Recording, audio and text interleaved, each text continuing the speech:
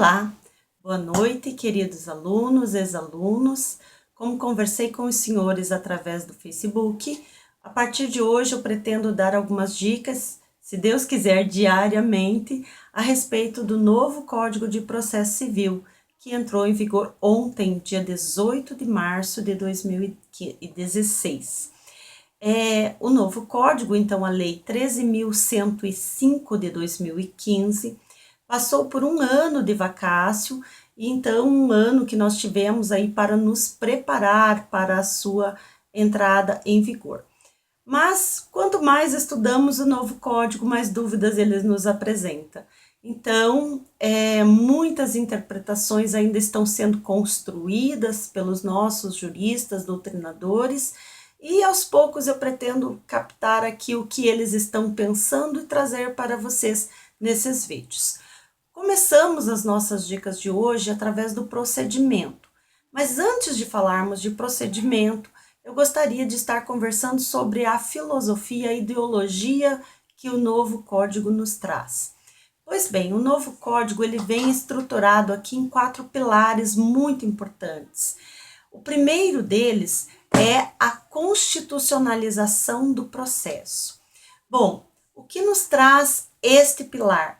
A inclusão de princípios constitucionais que já eram atendidos no processo civil anterior por força do texto constitucional, mas que não estavam explicitamente inseridos no CPC anterior, porque, naturalmente, anterior à Constituição.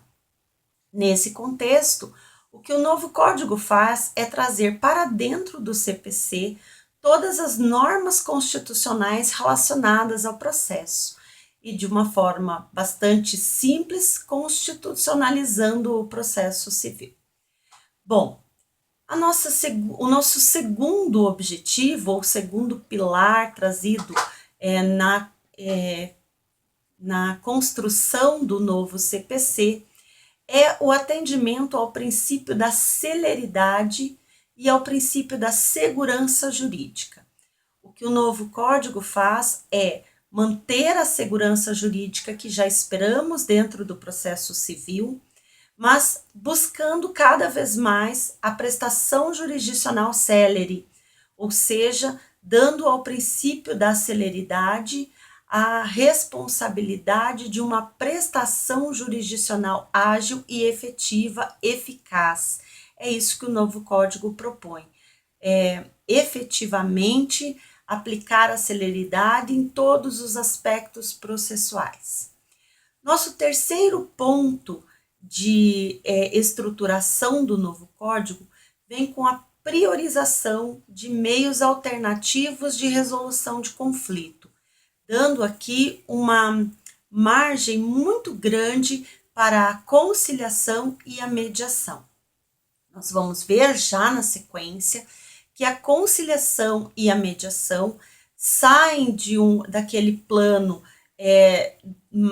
vamos dizer, mais superficial, que era atendido no Código de Processo Civil anterior, e passa a ter aqui uma figura primordial dentro da resolução do conflito.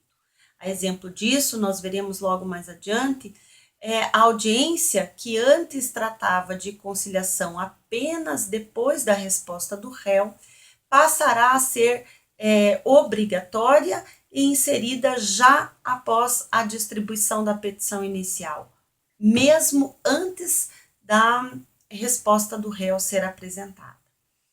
E o último ponto relevante que temos aqui em relação aos objetivos, aos pilares de construção do novo CPC, é a simplificação dos procedimentos.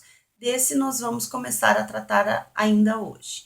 Então, simplificação dos procedimentos aqui, visando desburocratizar todo o processo e apresentar mecanismos mais simples para alcançarmos o mesmo objetivo que antes existia. Vamos pegar como um exemplo aquelas respostas do réu que antes eram deduzidas em peça autônoma com um procedimento em apartado, sem uma justificativa maior, relevante para que isso acontecesse. Apenas uma questão de formalidade. O novo código passa a tratar tudo isso como matéria de contestação e deixa essa burocracia antes experimentada de lado, simplificando bastante a vida dos advogados.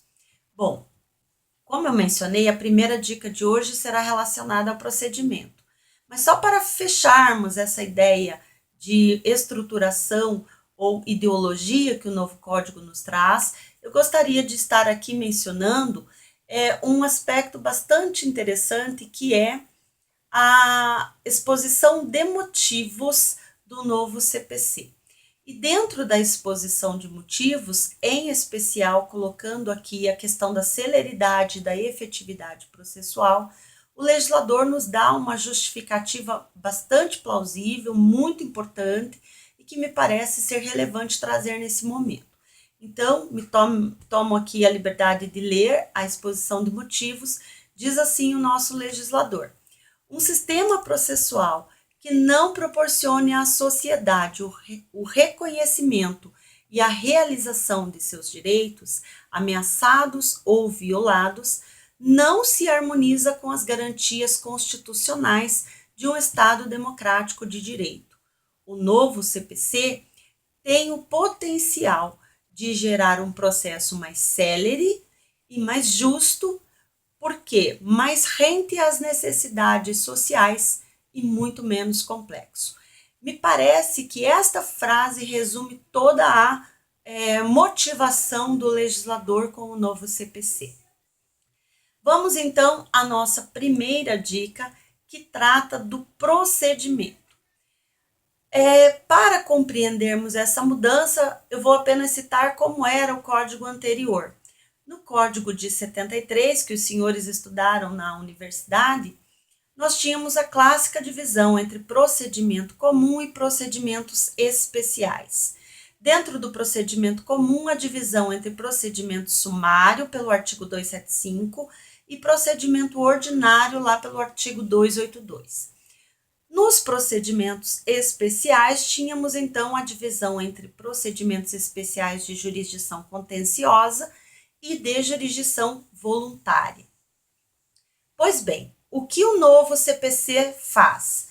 Ele mantém o procedimento comum e os procedimentos especiais, mas retira toda a divisão existente entre sumário e ordinário, mantendo apenas um procedimento comum, sem aquela clássica divisão que conhecíamos antes. Com isso, eu não precisarei mais me preocupar ao confeccionar a minha petição inicial ou mesmo ao responder à demanda, com os requisitos próprios do procedimento sumário, tanto na petição inicial, em relação aqui à matéria ou valor da causa, quanto lá na resposta, em relação aos critérios específicos que a contestação deveria trazer quando se tratasse de procedimento sumário.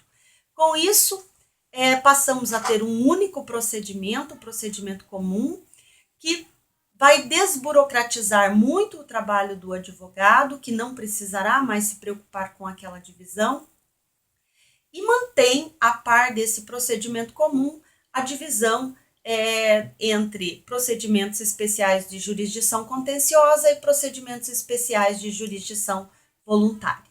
Então, passamos a ter o artigo 318 do novo Código, mencionando a existência deste procedimento único comum, e passamos a ter a existência, ou seja, a manutenção dos procedimentos especiais de jurisdição contenciosa, a partir do artigo 539, e de jurisdição voluntária, a partir do artigo 719. Para finalizarmos essa dica de hoje, até porque um dos meus propósitos é não fazer vídeo longo, para finalizarmos então essa dica, eu quero apenas ressaltar que dentro do procedimento especial, nós não podemos nos esquecer de que procedimentos especiais não estão previstos exclusivamente no CPC. Então, temos os procedimentos especiais do CPC, mas temos também procedimentos especiais previstos em legislação extravagante, como é o caso da legislação que trata dos juizados especiais cíveis e federais. Bom, o novo CPC, ele não vai influenciar os procedimentos previstos em legislação extravagante com rito próprio, como é o caso dos procedimentos dos juizados especiais.